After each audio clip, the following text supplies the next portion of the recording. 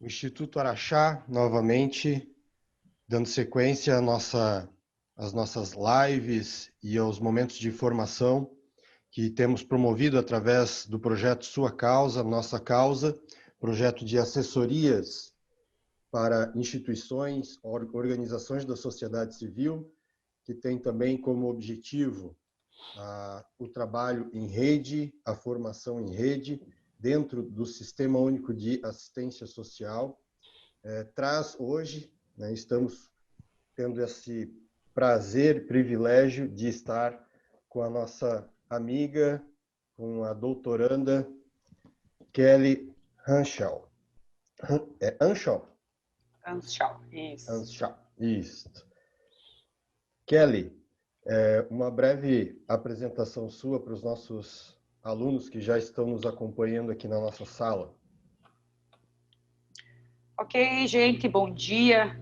Que bom, né? Sábado dedicado a um debate político e necessário aí, né? Eu sou Kelly, sou assistente social.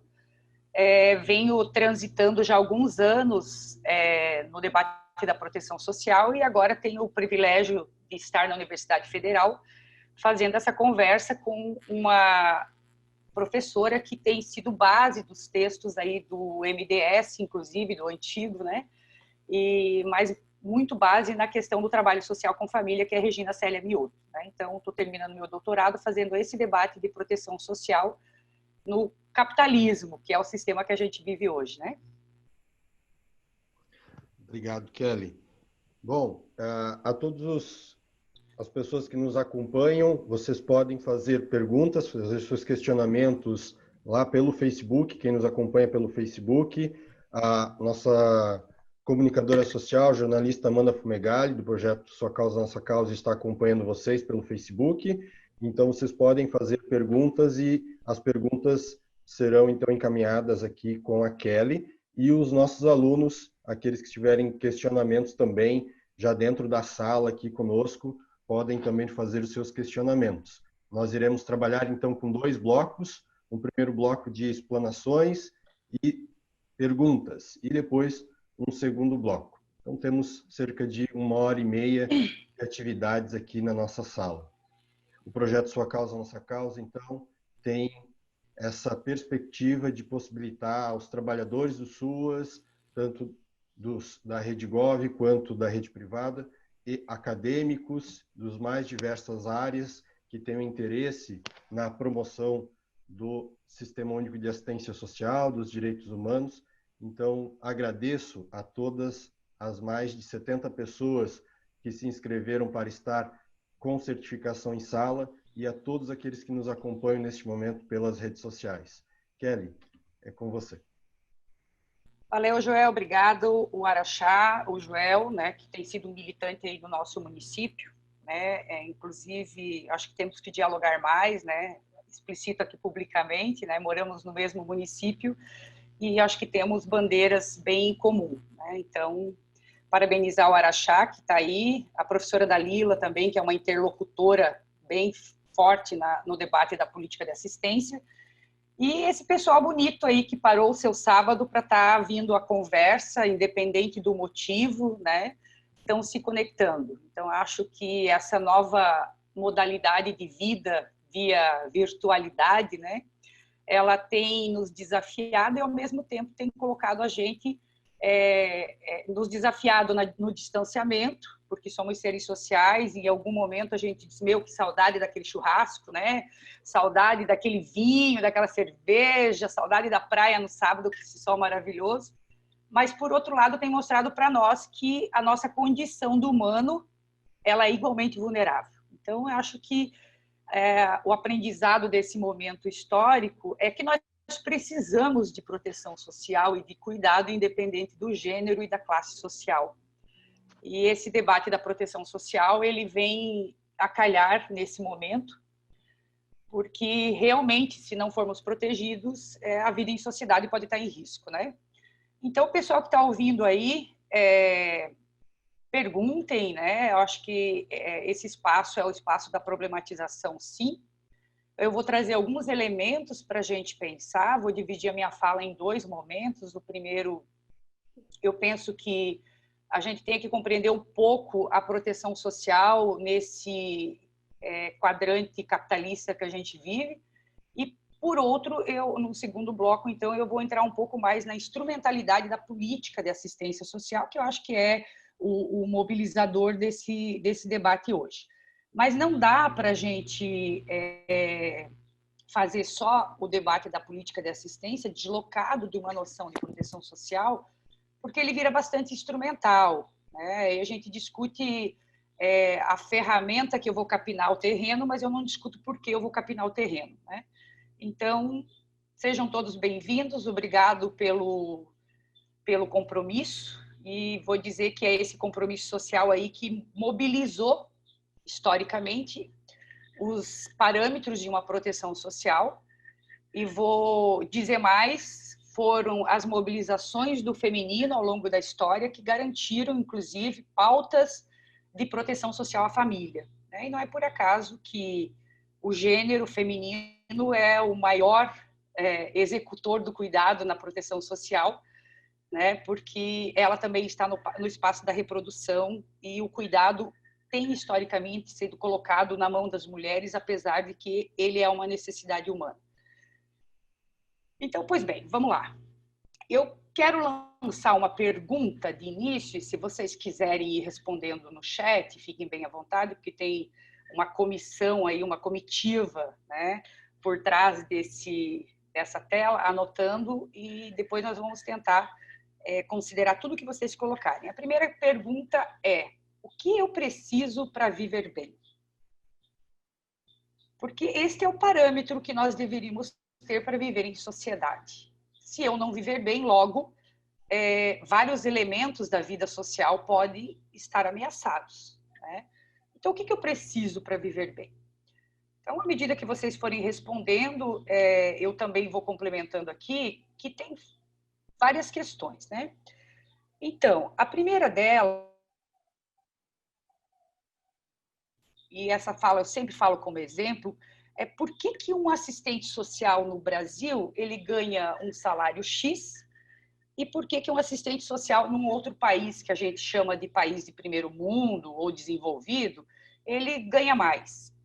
Vou pegar uma profissão, por que um mais comum? Por que um engenheiro ganha um X na América Latina e fora da América Latina ele ganha 10X? Né?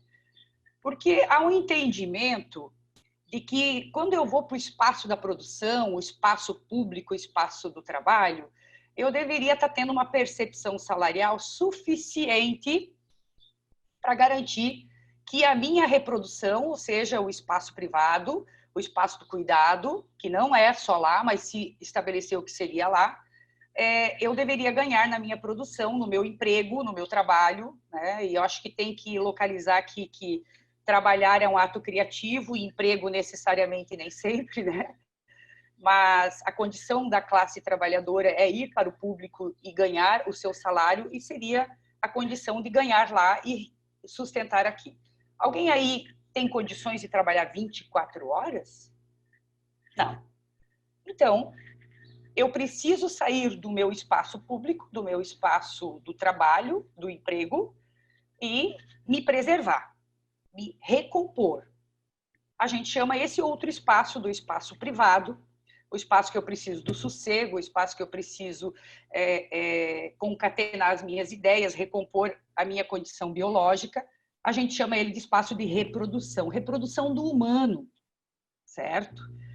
Que convenientemente foi dito que era o espaço das mulheres enquanto público dos homens, né? E eu acho que eu vou apontar em vários momentos essa divisão sexual dos espaços, porque ela é um prejuízo social, certo?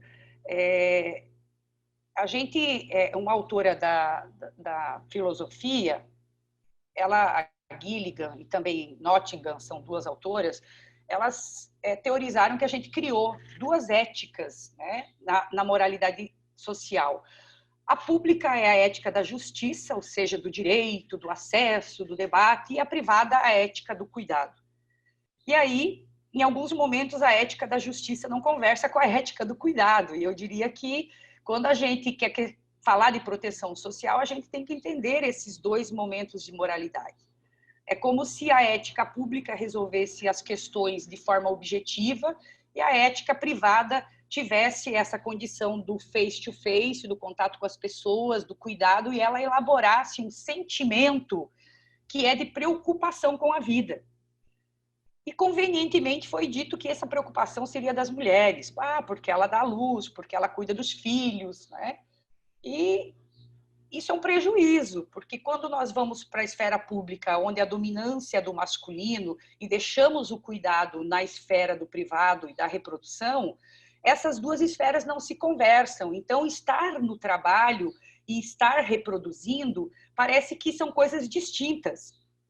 E compreender isso tem nos remetido a entender por que a gente culpa tanto as famílias por não darem conta das suas vidas, né?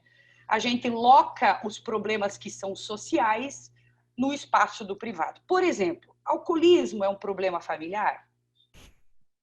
Vocês podem ir comentando isso também, né, gente? Pobreza é um problema familiar? Quais são os problemas da família, afinal de contas? Quando a gente começa a fazer esse questionamento, a gente vê que não existe problemas familiares, existem problemas sociais que transpassam as relações de um núcleo do privado que chama-se família, certo? E aí, se a gente entende que o problema é social, mas atravessa esse privado, porque historicamente foi dito que, vamos lá, para um dilema, para um jargão bem antigo, briga de marido e mulher, a gente não mete a colher, por quê? Porque no espaço da casa ninguém pode se intrometer. A gente já avançou nesse discurso, né, colocando na cena pública, ou melhor, devolvendo que violência de gênero, por exemplo, é uma questão muito mais estruturante. Então, quando a gente faz isso, a gente diz não é do privado, é do público, mas repercute no privado pela intimidade. A gente começa a localizar, então, que não existe família violenta, existe sociedade violenta. Não existe família pobre, existe sociedade pobre. Não existe família alcoolista, existe sociedade com problemas sociais, cujo alcoolismo é uma das reverberações, inclusive a violência. Então, eu acho que tem várias questões aqui para contextualizar um pouco o que é viver bem, né? E viver bem é localizar, então, primeiro que eu preciso de algumas garantias. A primeira delas seria a garantia da renda, que eu ganho no espaço público e que deveria ser suficiente para estar no meu espaço privado. Mas tá bom, vamos lá, Kelly, isso não existe. Por que não existe? Na realidade brasileira, a média salarial, daí não existe na América Latina, não existe nos países que estão em desenvolvimento, né? Como diria o Rui Mauro Marini, nós temos uma dupla exploração, além de nós não percebermos, não ganharmos suficiente no espaço da produção para garantir a reprodução familiar. Nós também produzimos coisas e não acessamos elas, né? Aqui vamos trazer um exemplo. Qual é o trabalhador da construção civil que se apropria do seu produto no final da obra do empreiteiro? Nenhum deles, né? E aí eu estou falando de um desdobramento, mas se a gente falasse em matéria-prima, por exemplo, várias coisas produzidas nos países em desenvolvimento vão para outros países ser processado e essa riqueza não fica para nós, né? Então, ele teoriza que nós somos duplamente explorados nos países em desenvolvimento. Nós, em tese, sustentamos, né, o desenvolvimento de outros países e essa garantia de renda que o trabalhador europeu, norte-americano tem. Então, às vezes, as pessoas dizem assim, mas agora nós vamos ser, eu ouvi aí logo após a eleição, nós vamos ser igual aos Estados Unidos. Eu disse, poxa, que bom, se começar pela renda que eles percebem lá enquanto trabalhadores, né? Eu estou bem feliz, porque aí eu posso acabar com o SUS público, eu posso acabar com a educação pública, porque, em tese, eu vou ter recurso suficiente no meu emprego para comprar saúde e educação para a minha família, né? Então, eu acho que nós temos que localizar por que esse termo proteção social ele surge. Porque o Estado, ou seja, vamos lá na industrialização, e ele surge lá, quando eu quebro com uma lógica rural, com uma lógica intimista, uma lógica de preocupação comunitária, e coloco os sujeitos numa necessidade de produzir para sobreviver, né? Então, eu faço um assédio, né? E esse assédio ele existe até hoje, quando a gente vai trabalhar com comunidades um pouco mais interioranas, né? A juventude tem muito desejo de não ficar no rural, porque o rural foi considerado arcaico, então ela pensa, não, eu vou para o urbano, porque é chique ser do urbano, né? E hoje a gente compra sítio para ser chique, né? Então, a gente fez uma inversão aqui, né? Então, eu vou para o urbano porque eu quero ser um jovem moderno, mas eu vou para o urbano trabalhar no frigorífico sei lá, da antiga Seara, que agora tem outro nome, BRF, né? A ganhar R$ 1.500 por mês. Então, eu pergunto, né, que leitura foi essa de moderno, né? Mas foi essa leitura que chamou as populações para a Revolução Industrial. Claro, nós tínhamos um cenário de grandes guerras, né? Nós tínhamos uma quebra da economia. Então, é preciso entender que a economia também se reinventa e, ao se reinventar, ela altera hábitos e modos sociais da população de forma genérica, né? Então, as guerras, elas deixaram um questionamento social sobre o cuidado com o humano. E não é por acaso que é depois das guerras que surgem os estados de bem-estar social. Então, a industrialização, ela traz um povo para o urbano, mas ela não dá condições. No Brasil, a gente vai dizer, fizemos a libertação dos escravos, mas libertamos eles ao léu, sem uma transição, sem uma proteção, porque precisávamos de mão de obra livre rendendo mais, né? Sustentar um escravo estava se tornando muito caro, né?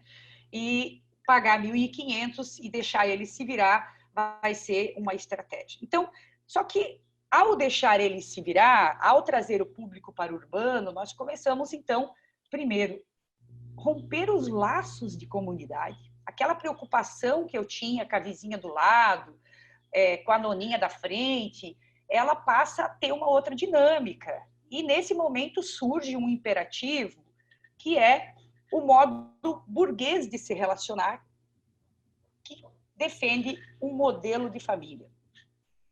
Veja, eu não sou antifamília. E, pelo contrário, né, nós estamos aí com a política social numa matricialidade sociofamiliar, ou seja, a família tem elementos, né, importantes numa sociabilidade, tanto que você aí vive sem sua família, né? Só que esse imperativo de família ideal, ele gera um sofrimento quando a família não é ideal. Ele gera um sofrimento de busca. E eu acho que na realidade brasileira, Jurandir Freire Costa retrata muito bem isso, que o Brasil tem uma peculiaridade que é esse jeitinho brasileiro, né? Esse jeitinho do afeto, do cuidado. Então, esse ideal, por isso que ele é um ideal de família, ele não está pautado só no gênero papai e mamãe, ele também está pautado num elemento que é ser feliz em família, ter a família perfeita. E muito mais sério do que isso, é dizer que a família protege. E aqui é que mora a grande questão. A família protege? O que vocês acham? Protege mesmo? Eu acho que nós temos várias questões. Ela protege tanto quanto viola, né? E as condições de proteção que a família tem, elas se potencializam frente às garantias materiais que esta família acessa. Ok? Então, basta fazer um exercício, né? Pega uma família do Praia-Mar e coloca ela a morar na beira-mar de meia praia, ok? Não pega agora. Imagina que esta família não nasceu no Praia-Mar, nasceu lá. Será que ela seria a mesma família? As condições sociomateriais que os sujeitos vivem determinam as suas relações de cotidiano, né? E essa é uma questão importante para a gente entender que naquele momento, então, com as relações desgastadas, esgaçadas comunitariamente, o cuidado já não era uma possibilidade, porque daí nós temos o trabalho 8 horas, 12 horas, né? Que isso é inumano. Que atenção eu consigo dar para os meus filhos? Então, eu vou trazer aqui para o Brasil. Naquele momento, peraí, estamos em crise, precisamos cuidar dos sujeitos.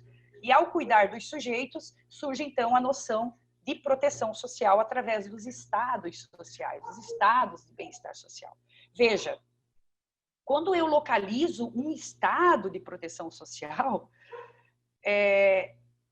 eu digo que nós temos já um prejuízo de partida, porque o Estado é o ente que está responsável e tem condições de governar ou legislar ou gerenciar as demandas da sociedade, dos coletivos, certo? Então, quando eu digo que ele é de bem-estar, eu já começo descolando o compromisso inteiro do Estado com a sociedade e dizendo que algum olhar para o social tem que ter. Eu já racho como se a economia e o social fossem coisas muito distintas e como se pagar pouco para o trabalhador não gerasse demandas sociais. Então, nós já temos uma análise aqui de um problema, mas tudo bem, vamos fazer de conta que naquele momento o Estado, que já existia, ele era muito mais regulador da economia do que necessariamente protetor da vida social. Não que a regulação, ela também não proteja, certo, gente? E daí, aqui entra uma sacada bem importante, que assistência social não é sinônimo de proteção social. E assistente social não é sinônimo de assistência social, né? E aqui é uma outra conversa. Proteção social é algo muito maior. É algo que eu tenho que pensar em termos de regras, por exemplo, da licença maternidade entre os gêneros. Eu tenho que pensar em condições objetivas que proporcionem equidade para a equiparação salarial das mulheres, que hoje ainda ganham menos que os homens. Eu tenho que fazer estratégias, e daí tem muita gente contra as cotas, mas de reconhecimento que o Brasil tem um pé na senzala e que 56% da população do Brasil é negra, no entanto, são os que mais estão nos presídios, por quê? Porque nós prendemos pobres com grande proporção, ou seja, os que menos ganham, um homem negro chega a ganhar menos que uma mulher branca. Então, isso é uma vergonha social para o Brasil, que não reconhece, inclusive, o público fundante da sua economia, que é os negros que foram deslocados dos seus territórios, né? Então, eu acho que tem várias coisas aqui, né? Então, proteção social, ela é um arcabouço muito grande que também se expressa nas ações de assistência social. Mas eu queria voltar aqui a pensar como se institui esse Estado Social, porque ele surge, de certa forma, autorizado pela economia. Só que tem um problema. Quando os Estados Sociais surgem, o capitalismo percebe que não bastava produzir, porque daí, depois da Segunda Guerra, as mulheres também já estavam no campo público, né? E também já estavam produzindo. Eu preciso que consumam. O lucro está no consumo. E se o lucro está no consumo, eu começo a fazer uma transformação da economia, né?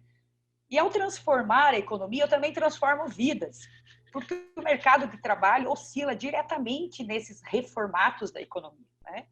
E aí eu começo a precarizar. Então, agora nós estamos num momento histórico, eu diria, em nível mundial, de um certo questionamento do estado de bem-estar social, né? E é possível até dizer que nós temos vários modelos de estado de bem-estar social. Por exemplo, os países escandinavos, né? Eles recolhem uma taxa altíssima de impostos, mas eles devolvem ao seu povo uma proteção social segura. Então, quando eu falo que eu preciso para viver bem, eu preciso de segurança, e não é segurança policial, é segurança que no final do mês eu vou ter comida no meu armário. É segurança que, se eu buscar um atendimento para o alcoolismo, eu terei de imediato, e não na perspectiva do livre-arbítrio, que até cunha-se de forma religiosa. Ele vem se quer, ele trata se quer. Então, eu quero voltar aqui para o compromisso do Estado. Na América Latina e nos países de desenvolvimento, o Estado, ele disse assim para o mercado: mercado, produção, espaço público. Pode vir, vem para o Brasil, vem para a América Latina, povo dócil, povo querido, povo que não questiona. Chega aí e pode pagar pouco, inclusive, né? Porque a reprodução do trabalhador eu vou garantir. Então, a gente podia fazer uma conta bem rapidinha aqui, né? Eu estou tentando esquivar aqui a luz da minha persiana, gente. Então, se isso atrapalhar alguém, escreve aí que eu paro aqui e vou mexer na persiana, tá? Se a gente fizesse conta que a prefeita de Itapema decretasse aí que o salário municipal, né, seria de 10 mil reais para todo mundo, nossa, ia haver uma felicidade geral, né? Ia dizer, cara, acabou esse negócio, né, de sofrer por renda. Só que a prefeita, ao mesmo tempo, ela vai dizer assim, olha, acabou a escola pública, acabou o SUS, acabou coparticipação no transporte, na água, na luz, ou seja, eu retiro. Né? A gente começa a fazer uma conta, quanto custa um filho na escola privada, quanto custa um plano de saúde familiar, vocês vão ver que mesmo ganhando, casal ganhando 10 mil cada um, 20 mil com o imposto de renda que nós temos hoje no Brasil, que daí também é uma regulação desprotetiva, desigual para a classe trabalhadora, 20 mil não seria suficiente para a reprodução de uma família. Ou seria suficiente, vamos dizer, né? Mas não seria a ponto de dizer eu tenho garantias para o lazer, para viagem, para fazer o que eu quero, é na estica. Né? Então, veja, o Estado disse, pague pouco para o meu trabalhador, porque este montante aqui eu garanto. Só que, no entanto, ele garante de forma insegura. E insegura em duas questões. Primeiro, insegura na oferta de universalidade, porque não tem para todo mundo. E daí nós temos que parar com o discurso de que eu garanto direito, né? Garante direito, mas tem fila para a educação infantil. Garante direito, mas eu espero 2 anos para um exame do Sistema Único de Saúde. Garante direito, né? E aí nós vamos elencando que garantia é essa. Essa é uma das inseguranças. A segunda insegurança é termos um Estado gigante, que o Brasil tem um Estado grande, e por isso, talvez em alguns momentos, o discurso liberal de enxugamento do Estado, ou conservador, ele cola pra caramba, né? Porque tem aí um ressentimento da segurança que o trabalhador público tem, mas tem um ressentimento também da desproteção que esse Estado gigante oferece. Né? Vou pegar o que acontece localmente. Né? Então, não é raro a gente chegar, por exemplo, num serviço público que atendia às quarta-feiras, por exemplo, e a gente chega lá e a pessoa diz assim, dona Kelly, poxa, não é mais às quartas, agora é só na sexta. Como assim? Desde quando? A gente mudou em reunião de equipe ontem, semana passada. Então, não existe uma regularidade que dê segurança para os sujeitos, inclusive. Eu tenho brincado até que as igrejas evangélicas, elas oferecem mais regularidade de segurança do que a própria política social. Quando, por exemplo, o ciclo de oração das irmãs acontece na quarta-feira à tarde, secularmente, quando a gente pergunta para as pessoas desde quando é na quarta, elas nem sabem mais dizer. Então, essa segurança de fixidez na oferta dos serviços, ela também tem características de proteção social. Eu preciso saber que eu posso contar. Eu preciso saber que eu não vou ter que ficar 5 horas na fila. Eu preciso saber que, ok? E aí tem um gerenciamento do Estado, né? Especialmente no Brasil. Olha se o Russi, o Andorinha, vai botar na gestão do seu negócio o amigo do seu filho. Mas na política social ou na política do Estado tem o filho de todo mundo gestando a política de assistência social, a política de saúde, a política de educação, como se fosse peritos. E a gestão fica amadora e os trabalhadores ficam soltos. Né? Aí já tem uma percepção salarial indecente e ainda ficam soltos de gestão, tendo que fazer esse corre-corre. E aí isto dá lugar para várias opiniões e vários juízos sobre a política social. Então, se tu pega aquela reunião que mudou a agenda da quarta-feira, você vai ver que ela não saiu de uma organicidade de gestão, ela saiu da cabeça dos trabalhadores, que estão tentando pensar como é que atende melhor, mas nesse atende melhor desorienta. Então, acho que tem vários elementos. Eu estou fechando, estou trazendo várias coisas, vamos lá para a conversa, né?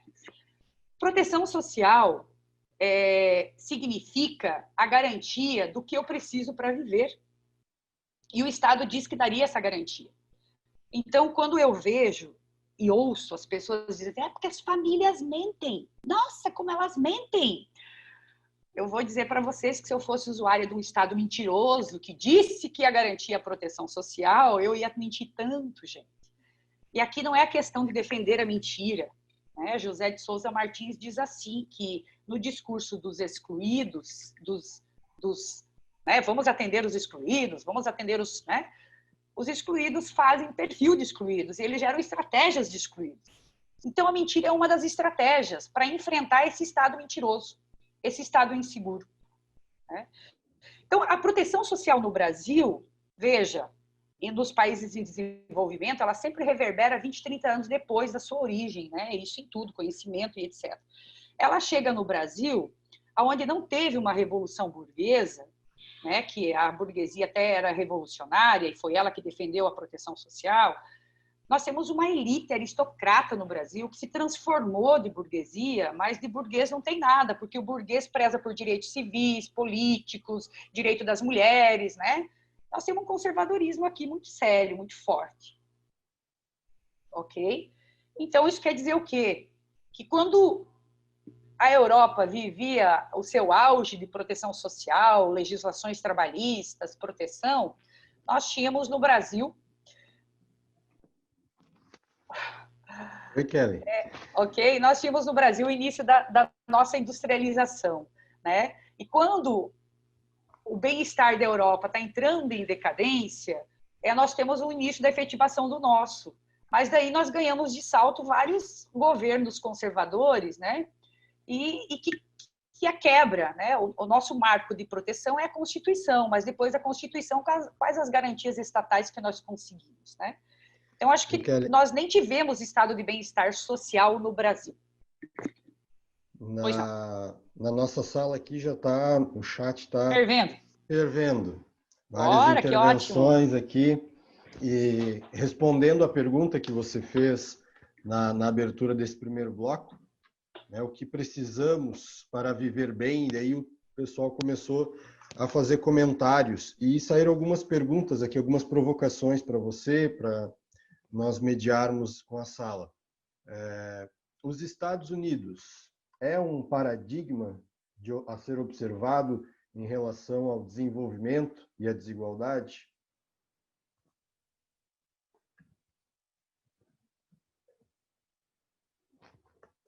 Ô, Joel, eu vou pedir para você repetir a pergunta, porque nesse momento eu até fechei o microfone aqui para pedir uma água para minha assessora.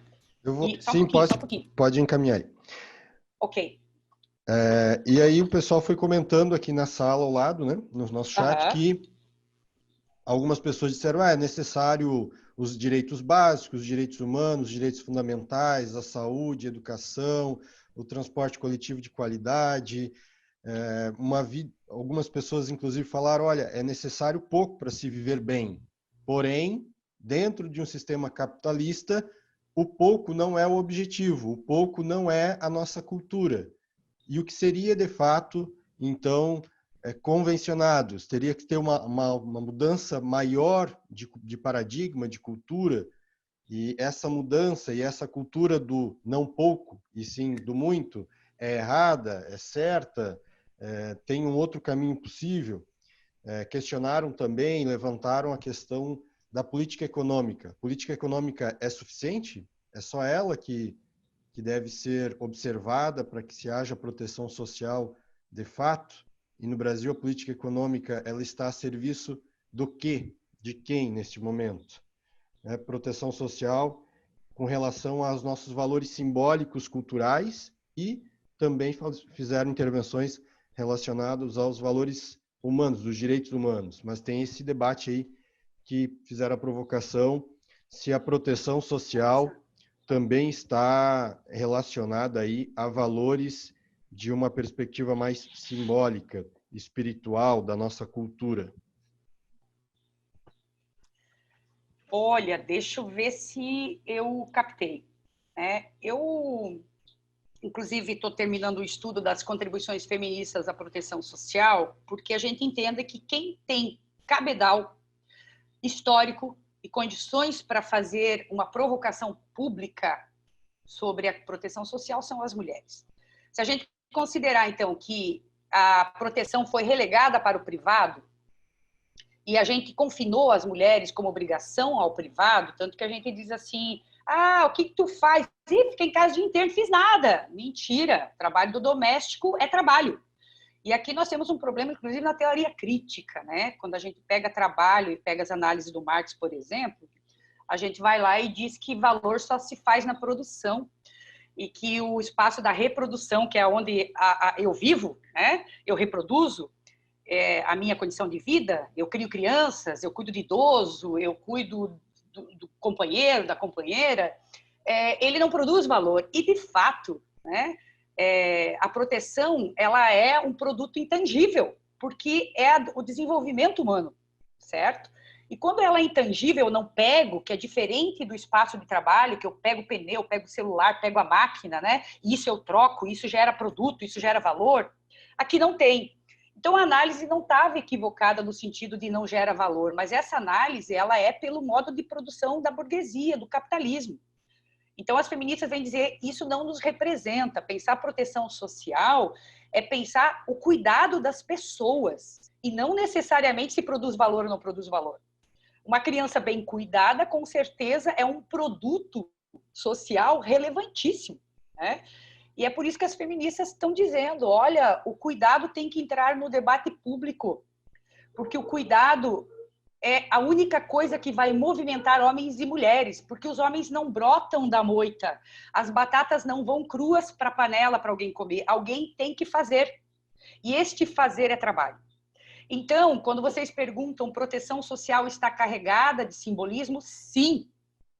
Simbolismos que têm tentado ser regulado pelo Estado a partir da concepção de família. Veja, o Estado brasileiro, por exemplo, quando o Jurandir diz lá no início da Revolução Industrial do Brasil, década de 20, o Estado não tinha controle sobre o povo, porque nós estávamos, aliás, nós temos um território gigante, né?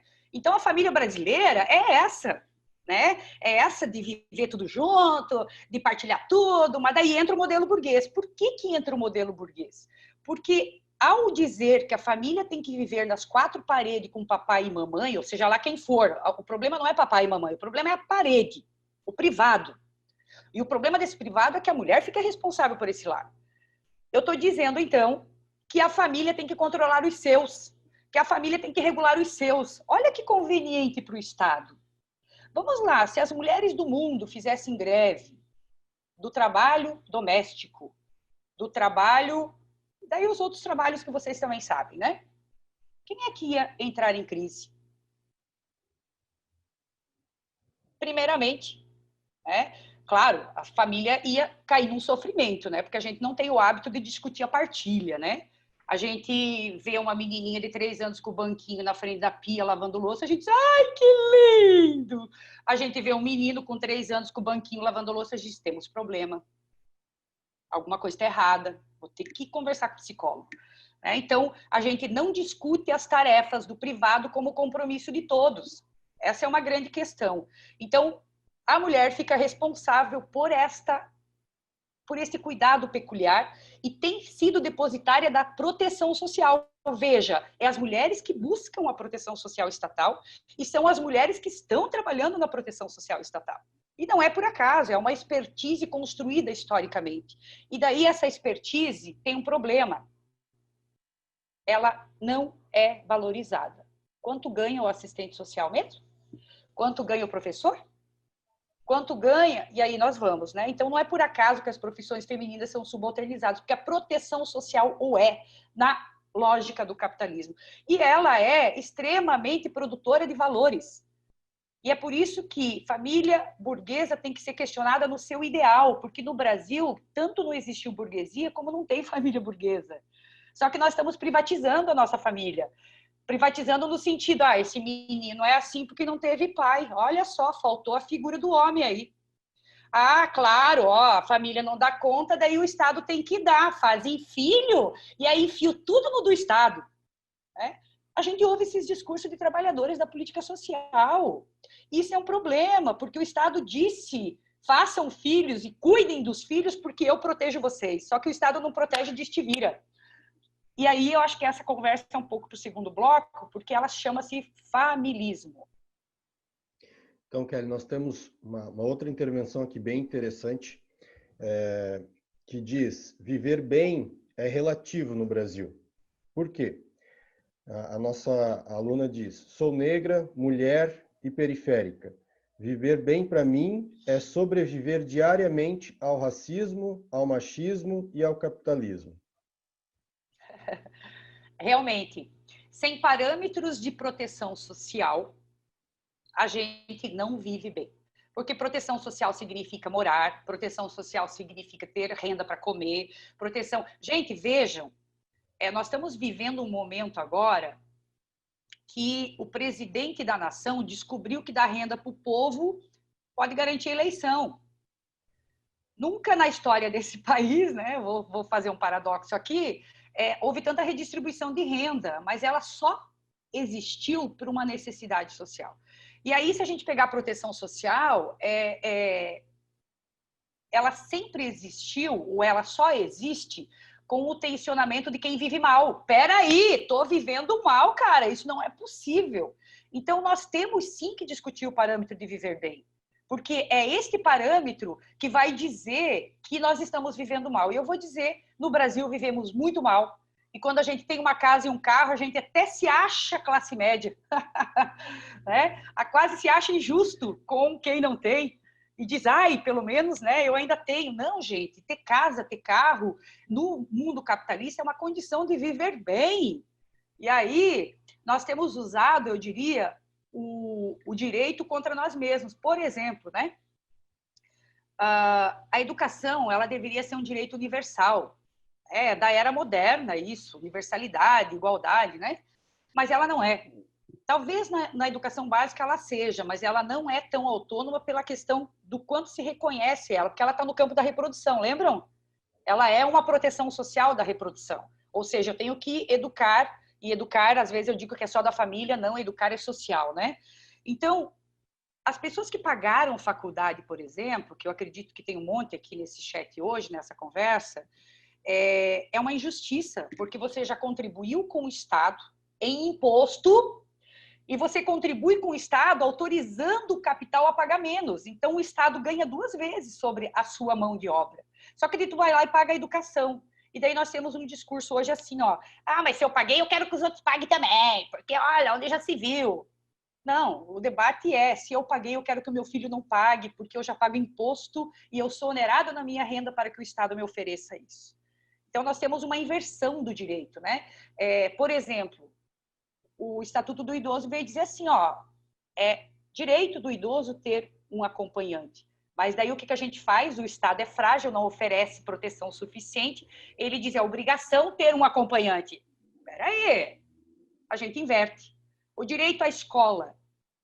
Se a criança fosse para a escola pautada no direito da escola, ela dizia que bom que eu tenho escola porque meu avô não teve. Não, ela vai bufando e dizendo que saco que eu tenho que ir para a escola. Porque a gente diz para ela que é um dever. Então, nós temos uma inversão. Então, acho que o primeiro reconhecimento precisamos sim de proteção, ou ganhamos mais, então essa é uma reivindicação, ou tensionamos o Estado para dar mais. O Estado tem que fazer uma escolha. Só que veja, o Estado é um ente cheio de gente, com um monte de interesses. Mas nós somos a classe trabalhadora e representamos a maioria desse tensionamento da população, né? Kelly, uma outra perspectiva aqui para você comentar. Acredito que tanto o conservadorismo quanto a outra corrente política visam o bem-estar social. A discordância entre esses dois pensamentos está nos meios que utilizam para cumprir este objetivo. O que não dá para fazer é afirmar que tal sistema não prevê o bem-estar social como um objetivo. Muito bem. O capitalismo prevê o bem-estar? Claro que sim. Só que tem um problema. Eu boto o Jurandir Freire Costa de novo. O mercado não tem ética, gente.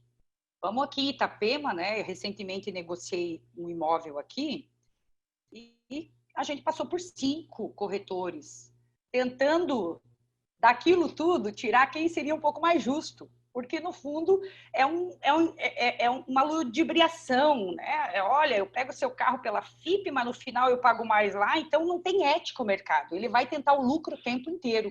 E se não tem ética, não tem cuidado com o humano.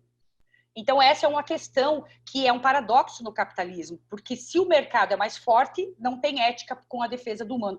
Tanto não tem ética, gente, que morrer 100, 100 mil, 120 mil, precisava morrer mesmo, sabe? Porque para o desenvolvimento da humanidade, sabe? As guerras sempre... Vocês percebem? Só que tem que morrer da família do outro. Olha o privatismo familiar, porque se for da minha tem problema. Então, assim, tem condições de proteção nesse sistema? Claro que tem. Só que ele concorre com essa ética do mercado. E cada vez que o mercado se fortalece, a proteção social se vulnerabiliza. Então, não é um toma lá da... A proteção social, gente, não é um toma lá da cá, ela é uma condição de vida. Então, ela não pode ser pautada por essa ética do mercado. Ok? E o mínimo, por exemplo, um Bolsa Família é uma vergonha. Eu ter uma constatação agora, por exemplo, que o renda... Como é que é o nome desse benefício agora? R$600. Ele vai virar um carro eleitoral quando ele deveria ser a condição da população brasileira desde sempre. Certo? Dê renda para uma família que você vai ver os acessos que ela produz. Então, nós temos um paradoxo aqui, que é o humano sendo usado para o lucro e não necessariamente a sua proteção. Porque, veja, aí a gente cai num outro ponto, né? Se os trabalhadores da construção civil resolvem fazer greve, se por melhores salários, porque esse historicamente foi o tensionamento, a fila da porta de trás vai estar cheia de gente procurando trabalho. E esse discursinho de que o povo não trabalha porque não quer, gente, a América Latina é o país da informalidade, 50% da pessoalidade ativa não tem carteira assinada. E a proteção social, como ela foi feita na industrialização, ela transitou muito com a questão salarial. Então, o trabalhador tem proteção. E aí eu pergunto, se 50% da população do Brasil não tem carteira assinada, qual é a outra proteção que sobra? Aí entra a assistência social no seu assistencialismo para garantir o mínimo, né? Numa leitura maior, um exército industrial de reserva para que o mercado não pare. Na pandemia, qual foi o grande questionamento? O comércio não pode parar. Gente, o comércio é feito de gente, ok? Então, nós abrimos bares, restaurantes, indústrias, mas não discutimos a volta às aulas, porque implica em reestruturação e dinheiro do Estado para a proteção social. No entanto, não botamos isso na pauta. Quando botamos, tem um apavoramento, porque realmente, Deus me livre, eu não vou. Está certíssimo esse apavoramento, porque a minha defesa de volta às aulas não é uma defesa no sentido voltem do jeito que está. Eu tenho que reestruturar, mas a gente não coloca isso na pauta porque implica em financiamento. E ao implicar financiamento, os governantes estão fazendo de conta que não é nada. E aí, família, como é que você está com a filharada aí no dia a dia? E isso a gente não está colocando na pauta. O desenvolvimento das crianças, a sobrecarga das mulheres, porque não é da família. O homem diz assim, tchau, estou indo, enquanto que a mulher tem que ajeitar a marmita de um, a roupa do outro e etc. Não sei se tem mais coisa aí, Joel. Tem mais uma aqui. Estou contemplando, gente, isso. Se eu estou contemplando a resposta, vão comentando aí, porque isso ajuda a gente também. Tem mais uma aqui bem interessante nessa perspectiva da nossa cultura, né? O André comenta, nossa cultura valoriza a competição. O importante é competir. Quando o modelo que ele acredita que deveria ser disseminado em sociedade é o modelo da cooperação. Veja, eu vou voltar lá na ética privada e na ética pública. A ética da justiça e os pressupostos lá da revolução que marcou o início da modernidade, sim, colocou na cena pública um sujeito autônomo. Só que, veja, o sujeito público e autônomo é homem. Ok? E aí, por isso que ela diz que a ética da justiça é masculina. É uma ética que papá. E é uma ética competitiva. A ética do cuidado é uma ética que não tem como ser competitiva. Como é que você vai competir com o cuidado? Como é que você vai competir com uma criança? Não tem. É doação. E aí nós temos um problema. Porque cuidar do outro não tem que ser por amor e nem por doação. Certo? Cuidar do outro é um compromisso de proteção social. Mas daí a gente reivindica as mulheres para cuidar. Né? Como uma obrigação de amor. O amor materno que a gente produziu. Né? Então, uma mulher não pode ser mulher, ela tem que ser mãe. E esse conceito de mãe que a gente introduziu como obrigatório é engraçado, né? A mulher tem que ser mãe, mas o homem pode ser homem da esfera pública, não precisa ser pai. E quando ele entra no papel do pai, que está moderninho hoje, ele ajuda, né? Ele não assume, né? Como se, ao ajudar, ele está dizendo que o privado é da mulher. Né? Então, essas duas éticas, elas têm que conversar melhor. A ética do competitivo, tanto que, veja, e daí o capitalismo se apropriou desse público autônomo, porque ele joga assim na competição. E isso para as mulheres, primeiro, que elas têm que dar conta de toda a esfera privada para daí ir para o público. Então, elas já vão cansadas para o público. Né? E quando elas vão, elas entram nessa lógica da pauleira. Então, ficou muito mais cômodo elas irem para a reprodução social e para as políticas sociais, né? Porque aqui já é um métier que elas conhecem. Mas quando elas vão para o mercado e elas se tornam muito boas, elas mandam igual quem? Um homem. Porque a lógica lá é do homem. Então, as feministas estão dizendo nós precisamos interconectar, ou seja, dizer que o homem também sai do privado e tem responsabilidade e dizer que o público... Gente, a única forma de a gente fazer um debate decente é na esfera pública. Não é com os parâmetros do privado, enfiando, recolocando as mulheres e a família dentro das quatro paredes das suas casas. O privado é alienante. Veja você, mulher que está aqui me ouvindo. Faz. E faz. Apareceu alguma coisa? No outro dia, tudo de novo.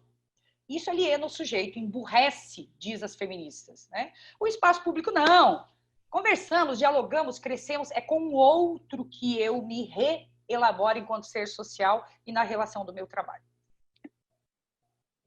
Vai lá? Kelly, nós podemos ir para o segundo bloco já com essa perspectiva que você já introduz, né, com relação ao debate da família, do espaço público. Então, que família nós temos e que proteção nós temos e que proteção nós queremos? Muito bem. Bom, eu espero ter deixado um pouco claro que proteção social não é assistência social, né? Ela é um conjunto de fatores que garantem moradia, saneamento, que garantem renda, certo? E não é a cesta básica que eu estou falando.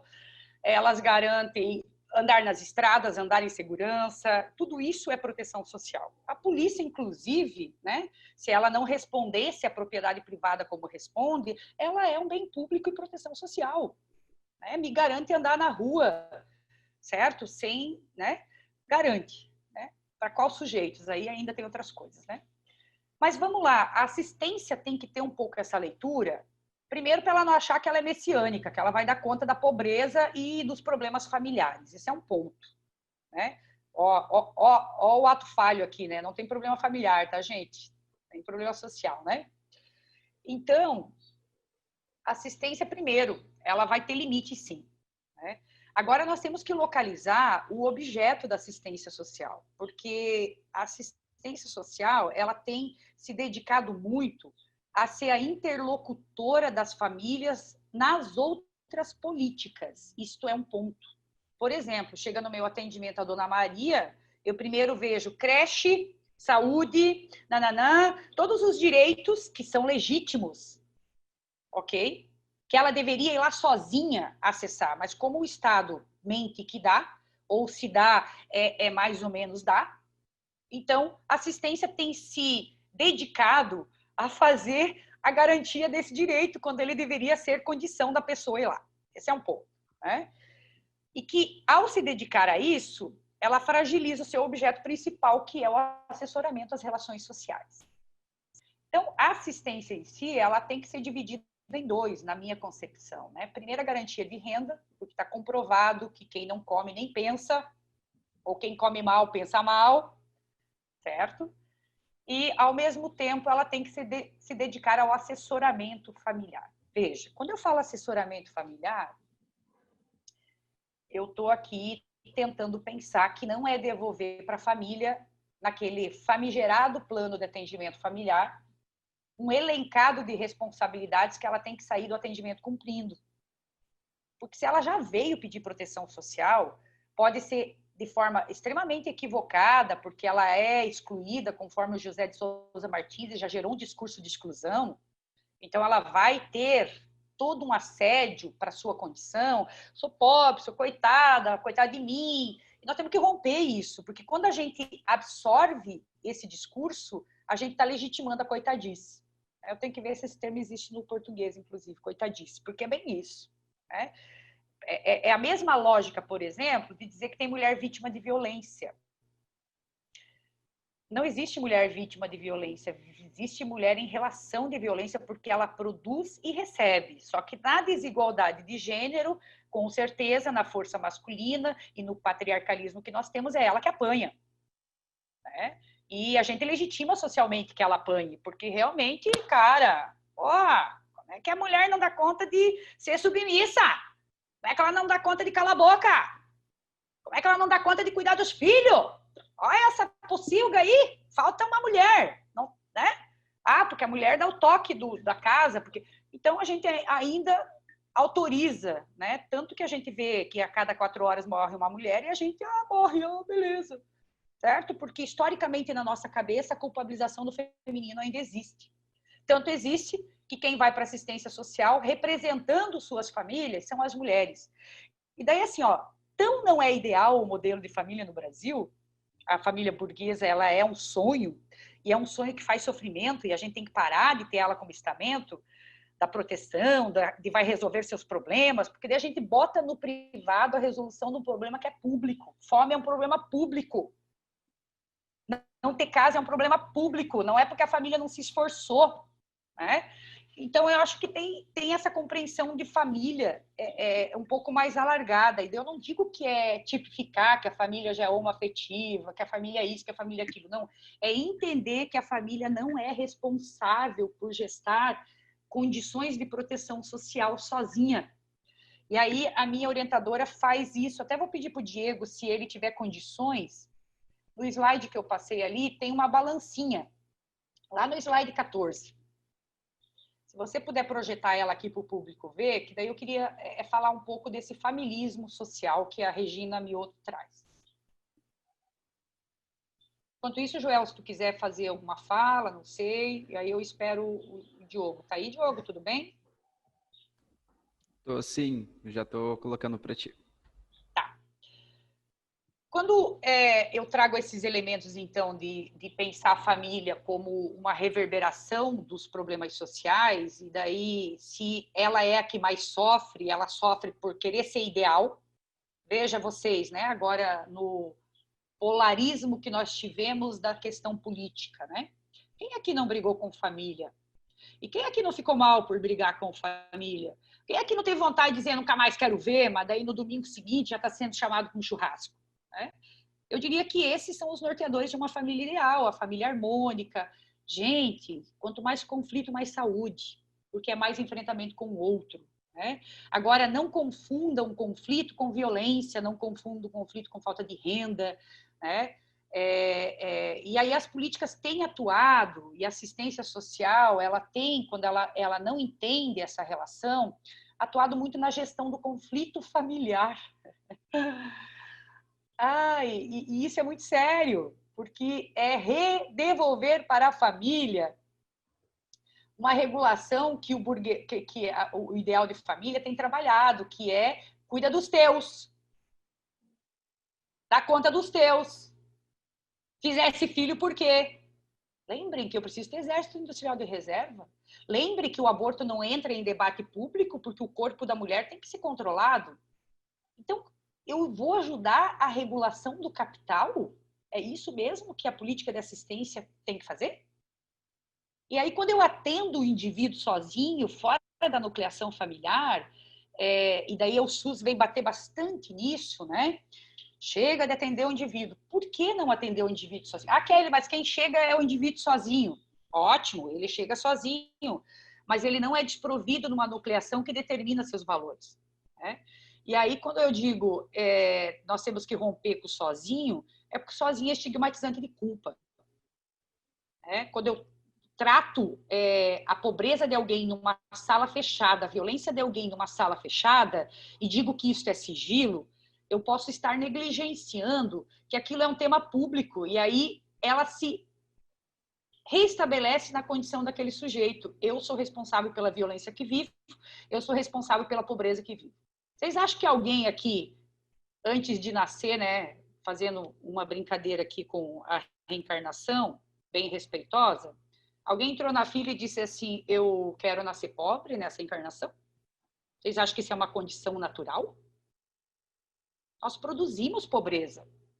E quanto menos, e veja, o Estado social, a proteção social é a única forma de devolver para as famílias uma condição de dignidade na pobreza que o mercado produz. Então, está aí na tela para vocês dar uma olhadinha. O Estado seria o gestor das vontades do mercado e das famílias, né? Eu poderia ter botado comunidade, poderia botar sociedade, né? Que seria o mais ideal. Mas como a gente concentra as vontades sociais dentro do núcleo familiar, né? É tão engraçado, né? Mas isso é um problema, que quando eu privatizo a família, a minha família é privada, a do outro é inimiga. E aí a gente também impede um debate coletivo, certo? Porque quando eu digo que a família é responsável pelo cuidado, eu digo que o cuidado não é um tema social. Quando eu digo que a família é responsável por gestar sua violência, eu digo que a violência não é um fenômeno social do patriarcado, tanto que está aí as mulheres morrendo e a gente não consegue nem tocar nisso, né?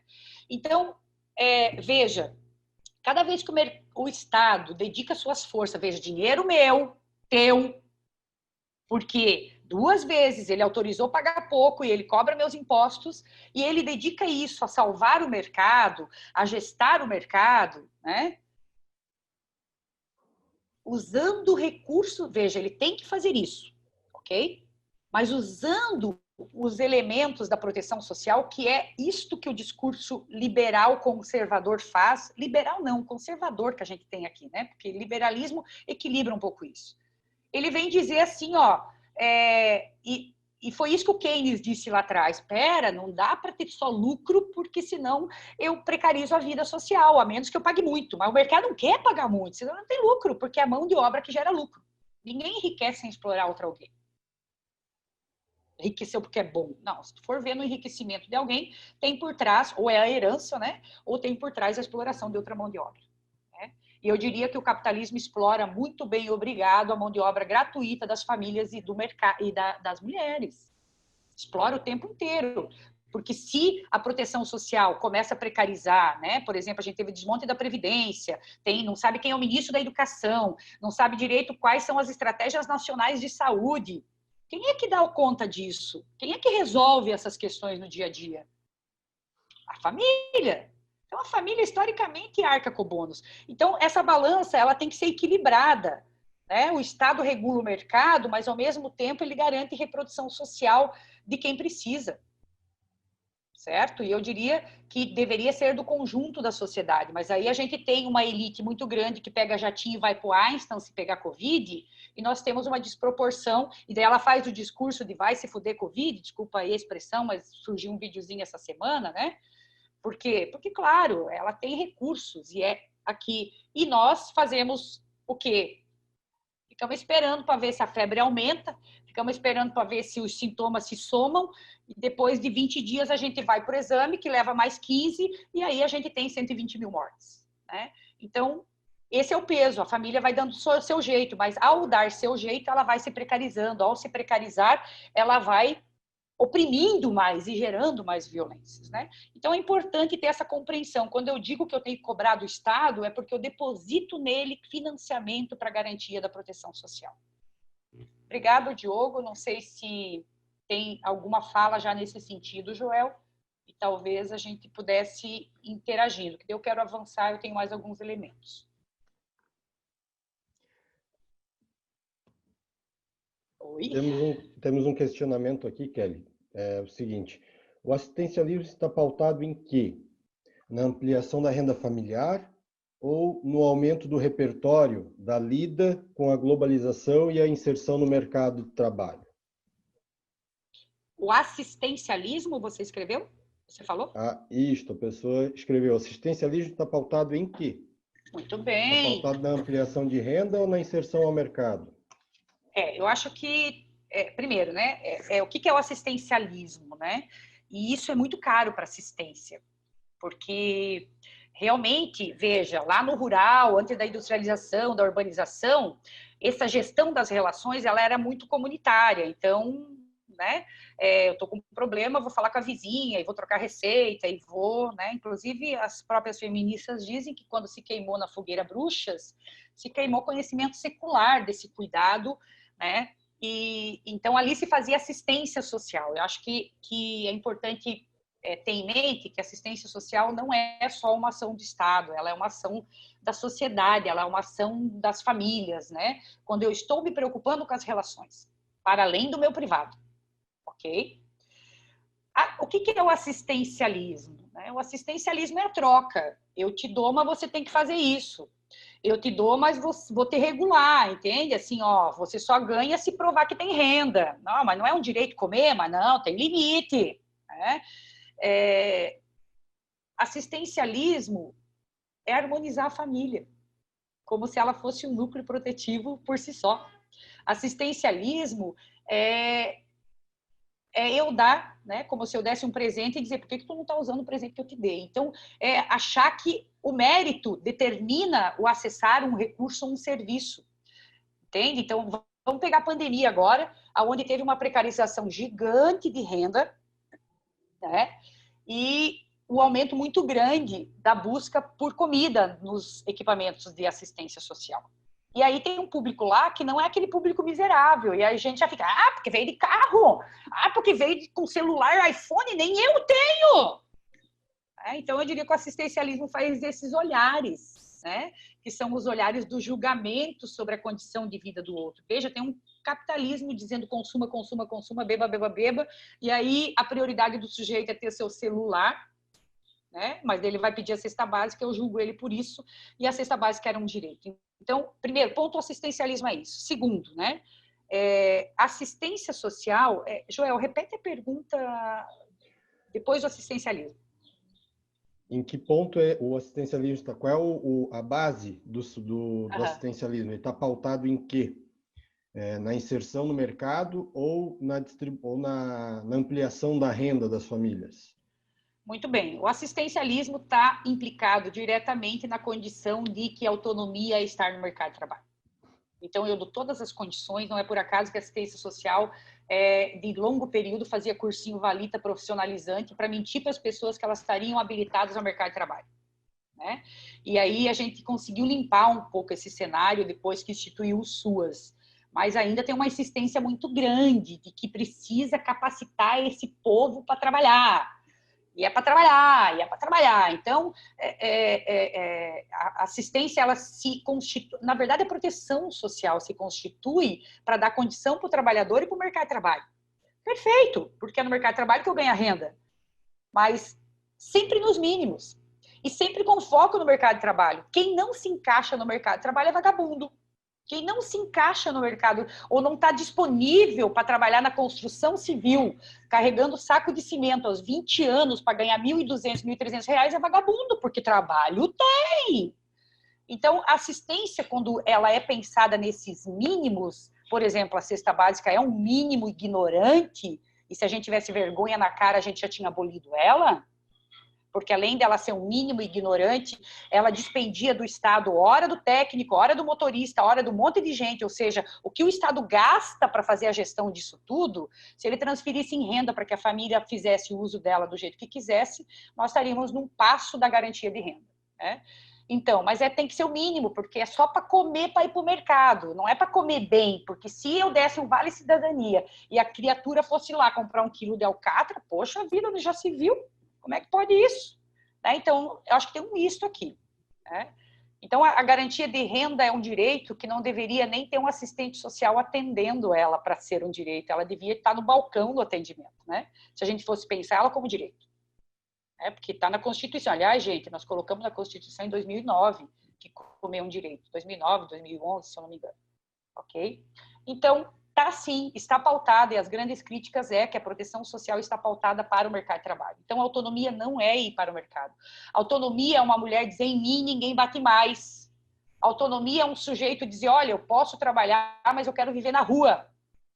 E por isso que o trabalho da assistência, muito mais do que garantir coisas materiais, né, é também fazer essa reflexão da condição desses sujeitos e de suas escolhas. E daí a gente entra que nós temos que coletivizar mais as nossas práticas da assistência social. E eu diria para além do núcleo familiar. Acho que está na hora de a gente fazer debates coletivos de mulheres, né? A proteção social básica, por exemplo, ela tem que oferecer, enquanto gestão do território, grupos de apoio à mulher. Vou pegar aqui, né? A mulher sofreu violência hoje, para onde ela vai? Ela vai para a delegacia. Que raras exceções vai atendê-la bem. Aí, depois da delegacia, ela sai com um boletim de ocorrência, que ela vai entregar para quem? Porque se ela entregar, ela apanha. Não, mas daí não tem abrigo. Então, a gente mente que tem um direito de Maria da Penha, mas a gente não dá uma infra para essa mulher. Então, assim, ó, se eu ofereço no CRAS, toda quarta-feira, igual o Círculo de Oração das Irmãs, uma proposta de debate coletivo, com gente, sem gente, que a gente brinca na assistência de fazer evento, a gente resolve fazer um grupo, chama todo mundo, e aí as pessoas estão lá nas suas vidas, né? E aí não vão. Aí isso porque a gente tenta, mas o povo não vê, porque o povo não se compromete, né?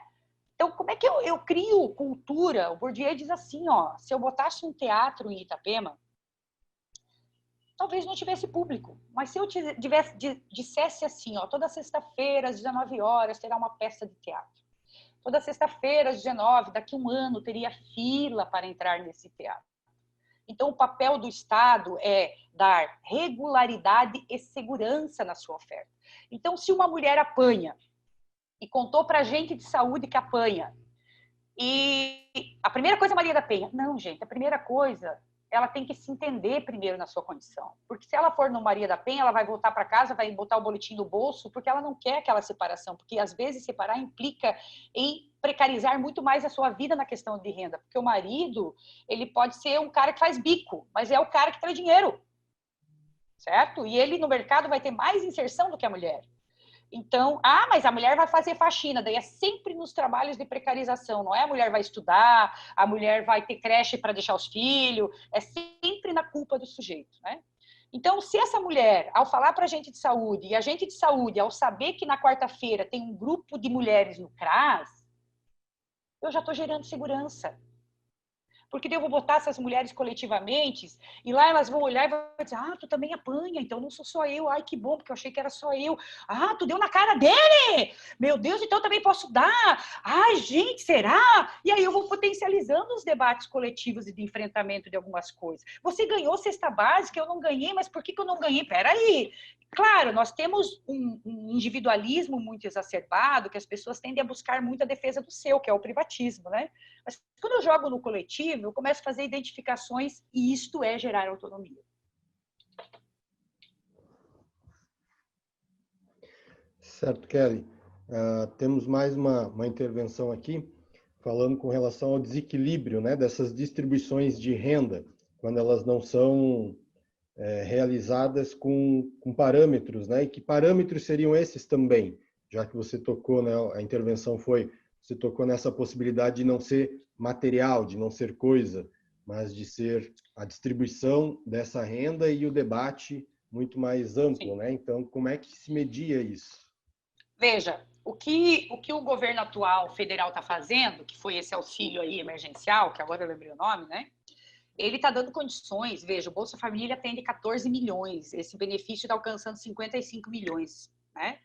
E tem gente que está fazendo a festa, porque nunca teve essa renda na sua vida. Então, você pensa alguém fazer a festa com R$600? Certo? Isso não é para se espantar, isso é para chorar, porque isso é vergonha. Isso é vergonha, isso é muita vergonha. E só prova que nós estamos muito aquém de um debate da regulação do trabalho. Eu acho que essa é uma questão, assim. Porque o que pensam os liberais? Se eu gerar economia, que é o que o Paulo Guedes pensa hoje, né? Se eu gerar economia, a economia se aquece e dá emprego. Ao dar emprego, a família tem renda. O problema é que a renda do Brasil é essa miséria. Né? E aí, realmente, eu nunca vou suprir um déficit de proteção social. Então, eu tenho que ter Estado junto com ela. Agora, veja, mesmo se eu desse renda de 10 mil, eu acho que tem questões aqui, eu já vou entrar na renda, né? Que é do Estado. Por exemplo, a saúde pública, ela não tem que ser um bem barganhado pelo mercado nunca. Porque, veja, eu tô lá mal com meu avô mal, que vai para o hospital na Unimed. Daí chega lá, não, porque o plano só cobria até 65, ele fez 66 semana passada, então agora já não cobre isso, não cobre aquilo, não cobre aquele outro. Vai lhe custar 20 mil reais. A família, em desespero, vende todo mundo que for preciso, para pagar os 20 mil reais. Então, a saúde não tem que ser um bem barganhado pelo mercado.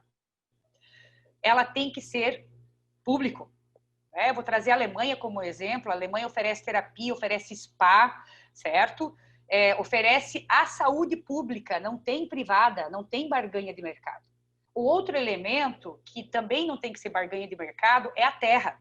Eu vou citar a Alemanha de novo. Se eu quero comprar um terreno na Alemanha, eu tenho que ir na prefeitura, porque é a prefeitura que vai ajuizar as condições daquela propriedade e vai taxar. Hoje nós temos, em Itapema, isso é muito sério, pessoas enriquecendo na troca e troca de imóveis. E esse dinheiro, gente, que parece flutuante, ele saiu do lombo de um trabalhador. Né? Então, eu acho que tem que pensar que a educação, por exemplo, é outro bem público. Ela não tem que ser barganhada com o mercado nunca. Jamais. Mas tem que ser o bem público de qualidade, não o que nós temos. E começa pelo pagamento decente dos professores. Né? Em países da Escandinávia, por exemplo, o professor ganha igual médico. Ah, mas isso está longe no Brasil. Mas são debates que nós temos que pautar. Porque nós temos professores cansados, esgotados, e uma escola que não dialoga com as famílias, além de culpabilizar os filhos, né? De culpabilizar a família e dizer assim, olha, teu filho não está indo bem, teu filho não se deu bem, vem aqui. Né? E a família não vai, porque realmente ela não quer levar mais um pito. Aí a gente diz, a família não interage com a escola, que a família é incompetente, que a família... Aí a gente volta a culpar a família. Então, nós estamos sempre culpando o elo mais fraco dessa cadeia. Né? E a família, ela tem que ser tratada com carinho e proteção. Eu sei que às vezes dá vontade, né? Assim, né? Em alguns atendimentos, Jesus me benza, né? Mas eu acho que nós temos que entender que os capitais sociais deste público, eles são produzidos para estar nesta condição de ignorância, né? Sem capital social. Então, quando eu falo em renda, eu estou falando de um certo utopismo aqui, que é esse benefício emergencial, né? Que, olha como foi possível. Eu crio um appzinho, que também tem questionamentos aí, porque nem todo mundo tem, mas todo mundo se cadastrou e tem 55 mil sem uma mediação do assistente social.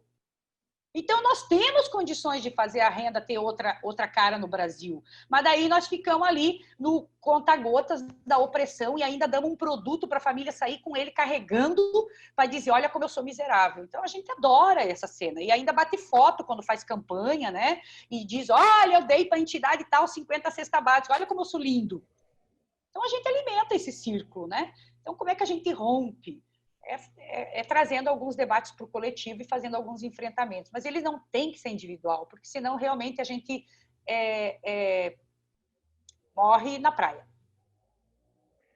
Kelly, uma última pergunta para você poder dar continuidade na tua fala, relacionado à questão da matriz familiar, né? Pensar as famílias. E aí a questão veio para que você pudesse falar um pouco a respeito dos serviços de convivência. Como que, uma vez que você falou, né, existem algumas falas aí dizendo que as pessoas não se comprometem, as pessoas não aparecem, as pessoas não compreendem, né, e por vezes a gente busca garantir algum direito e a pessoa não quer esse direito, daí julga ela, né? Por que ela não quis? Está aqui, está pronto para ela, por que ela não vem aqui buscar? Como e quais as ações, então, podem ser feitas ou que deveriam estar sendo feitas para estar nesse ponto à frente, né, na família, para que a família compreenda, então, dos seus direitos e que ela tenha condições de ter este compromisso? Primeiro, família, olhem para as suas, primeiro, e pergunte se elas entendem seus direitos. Porque daí a gente já sai do discurso de achar que o outro sabe menos. Né? Tua família entende seus direitos? Você tem toda a cobertura dos seus direitos? Você que está me ouvindo, você trabalhador? Então, acho que o primeiro ponto não é nós e eles, é nós. Porque também somos precarizados, também ganhamos pouco, só que nos colocamos na condição de agente público do Estado e temos que fazer nosso debate de garantia trabalhista num outro campo, né? E não precarizar a nossa prática por conta disso. Mas assim, não é nós e eles, é nós. E aí, realmente, a concepção de direito, como eu comecei dizendo, ela tá inversa, porque, de fato, eu diria que a gente tem que sair do debate do direito, porque a gente mente nele. A senhora tem direito à saúde, a senhora não foi lá? Eu fui, dona, mas aquela coisa que eu já trouxe. A senhora tem direito à creche. Não, é só a mãe que trabalha. Olha, a gente vai colocando condições ao direito, né? Por quê? Porque a gente não tem para todos. Daí a gente tem que começar a criar parâmetros. E quando a gente cria parâmetros, a gente oprime. E aí a gente se torna o regulador do Estado ao invés de ser o promotor de proteção social do Estado, né? Então tem uma escolha aqui que a gente tem que fazer enquanto trabalhador. Esse é o primeiro ponto. O segundo ponto é que, assim, ó, o serviço de convivência, ele é de uma política que se chama assistência social. Ele surge para dar suporte aos serviços que existem. Acolhimento, CREAS e CRAS. PAIF, PAEF e ALTA. Então, em tese, as crianças, as famílias atendidas nesses equipamentos deveriam estar no convivência, independente do convivência ser rede pública ou rede privada, né? Porque quando eu falo rede privada, eu estou falando das ONGs, e a gente historicamente contou com os serviços da rede privada. Historicamente, que bom que contou, porque o Estado, eu vou dizer para vocês que é o que mais oscila, o que mais coloca cargo de confiança, o que mais gesta incompetentemente a política de assistência social. Gesta a partir dos seus achismos, gesta dizendo eu tiro daqui e boto para lá, sem um planejamento, né? E eu acho que a sociedade civil sempre deu o tom. Então, ela não deve executar o seu serviço descolada desses 3 serviços que eu citei agora. Aliás, o planejamento dos convivência tem que ser por equipes de alta, equipes de média e equipes de básica. Porque elas têm que assumir o compromisso de retroalimentar este público do convivência. Senão o convivência fica uma coisa solta no mundo, tipo um balão, catando gente. E catando gente que não tem relação e debate nenhum, e é a criançada. E aí é o amiguinho que traz outro amiguinho, e o amiguinho que traz outro amiguinho, e a família nem sequer sabe de certo o que é aquilo. Ela, sei lá, acha que é uma Fucabem, acha que é uma Febem, ela acha que bom que tem aquilo. Mas ela não tem a noção de que aquilo é um apoio para ela. E a partir do momento que eu fico ali, tem que vir, tem que vir, tem que vir, ela deixa de ser apoio, certo? Então, eu diria que ou o convivência dialoga com a nucleação da assistência social e desses serviços, ou ele está fadado, né, a ter muito êxito pela sua relação comunitária, mas descolado de uma política de assistência social que dê suporte. Porque, por exemplo, o Joãozinho está lá no convivência. A família do Joãozinho está onde? E quem é o compromisso de atender a família do Joãozinho? Dos serviços da tipificação da assistência social. Mas hoje não, hoje o Joãozinho está lá e a família do Joãozinho também é da entidade. Espera aí. Então, a gente está assumindo um bonde separado de uma estruturação de política, né? E ele pode ser tanto exitoso como ele pode ser problemático. Vai depender da relação que a comunidade estabelece. Mas eu vou dizer assim, ó, é igual aos acolhimentos institucionais, né? Quando eles surgiram, geralmente era uma entidade que assumia, né? Depois, com o tempo, eles foram sendo reordenados e o poder público assume, mas ainda quase 50% dos acolhimentos no Brasil de criança e adolescente é rede privada. Eu vou dizer que é burrice assumir um acolhimento, porque é o serviço mais caro do SUAS e estão as entidades fazendo, e daí elas têm que ficar passando pires, porque o financiamento não sustenta elas, né? O pires da mendicância, né? O pires do pedágio, o pires do panfleto na sinaleira, o pires do amigos não sei do que, né? Quando isso, veja, eu onero o cidadão 2 vezes, ele já paga 3, ele paga imposto, ganha mal, e eu ainda vou pedir a sua ajudinha no semáforo ou no caixinha do mercado, né? Então, a gente tem que botar essa conversa para dentro e cobrar do poder público, primeiro, a integralidade do serviço, mas a coparticipação no serviço, né? Porque realmente fica muito pesado para as entidades fazer a gestão de um serviço estruturante, mas ter só o dedo dele. Não sei se eu me fiz entender aqui, né? Sim, Kelly, com certeza. Você pode utilizar o seu tempo agora para finalizações, já são 10h30. Não sei se tem algum desfecho relacionado, a gente fica com você. Bom, vocês viram que eu me empolgo aqui, né, gente? Porque realmente eu acho que a gente tem que fazer uma subversão da leitura econômica. Ela não está para a condição humana, ela está para a condição do lucro, e o lucro não responde à condição humana. Então, eu quero evocar aí as mulheres da proteção social que estão no campo da reprodução do privado e que foram para o público numa função de privado, que é o cuidado, né? Eu acho que nós temos que entender que, primeiro, e daí quero evocar primeiro, nós fomos delegadas a cuidar, e que bom, né? Mas nós temos que convidar os homens a se situar na sua condição de cuidado. Então, eu acho que o desafio da política de assistência, eu diria, é sim avançar na nucleação familiar, mas na nucleação familiar e não na mulher familiar. Se pegar, daí a gente chama sempre a responsabilidade de uma mulher, né? Então, acho que tem um desafio aqui, como é que eu avanço fazendo essa conversa com homens? Eu acho que nós estamos num momento político eleitoral que, com certeza, a renda nacional vai ser uma esteira para a eleição de muitos e que ela seja nossa também, porque ela não é um fato eleitoreiro, ela é uma garantia de proteção social. Então, vamos ajuizar as nossas formas de eleger, as nossas formas de colocar na cena pública alguns debates, né? E eu acho, inclusive, né, nós temos aí um termômetro, mulheres, famílias, o que a renda mudou na sua vida, né? E por que mudou? Inclusive para ter um termômetro e dizer, isso é viver bem. Então, você deveria ter o direito de ter isso sempre, né? Então, eu acho que coletivizar é um outro desafio que eu largo aí para as políticas sociais, né? O Convivência já faz isso, né? Mas os serviços nucleares da assistência ainda fazem pouco, né? A educação, a saúde já tem um acesso um pouco mais ampliado da nucleação familiar, mas a educação ainda foca-se bastante nas mulheres, né? Então, como é que a gente entende que este arcabouço do cuidado, ele é um métier nosso, mas ele não tem que ser só nosso, porque nós estamos falando de sociedade. Enquanto ele for só nosso, nós vamos carregar esse bonde sozinho, né? E acreditar que a proteção social, ela entra em crise quando o capital entra em crise, mas ela não deveria estar pautada por esta economia, ela deveria estar pautada pela dignidade humana. Então, quem vai mostrar que estamos vivendo indignamente? Quem vive indignamente. Como vamos fazer? Eu acho que não tem uma receita pronta, mas o coletivo é um dos caminhos. Acho que era isso, gente. Obrigada, né? Espero. Fico à disposição, né, do Araxá, do povo que está aí, para outras conversas, se for preciso.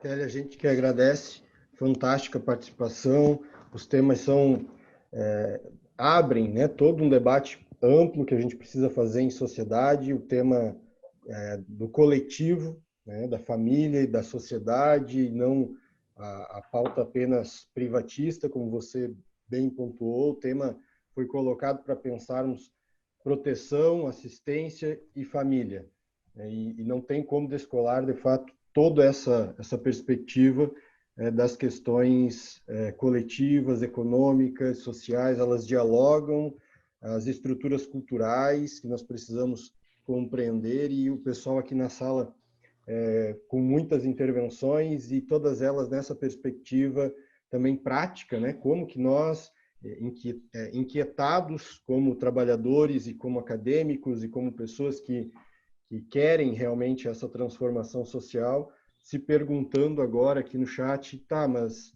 e a mão na massa, e agora? O que a gente pode fazer enquanto sociedade? O que eu posso fazer enquanto acadêmico? E o que eu tenho que mudar lá na minha organização social, lá na ONG? O que eu vou mudar na minha prática lá no serviço? Como é que a gente faz isso agora? Olha, eu acho que aqui entra uma coisa bem interessante, que é a potencialidade do humano e a sua criatividade, que quando a gente entra no jogo do mercado, da produção, do consumo, a gente perde, né? Nós somos seres brilhantes, né? Então, as condições materiais não são as melhores, mas a criatividade humana sustentou o cuidado social desde sempre, porque o Estado sempre sai e entra, e ele nunca deu segurança, e fomos nós que demos, né?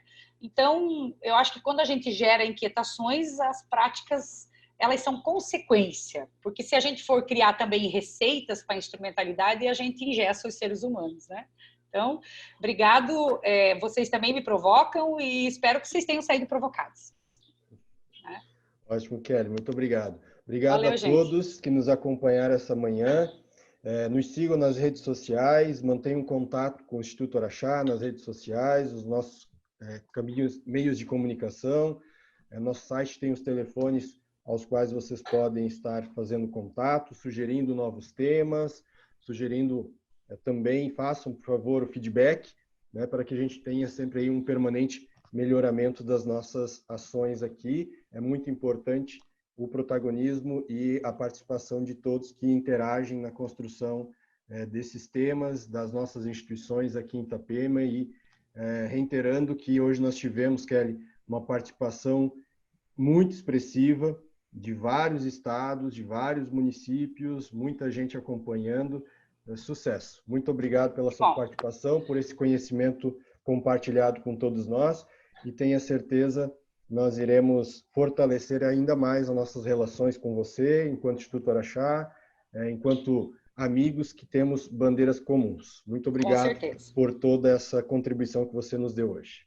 Valeu, Araxá. Parabéns aí. Tá certo? Um abraço. Obrigado. Tchau. Até a próxima.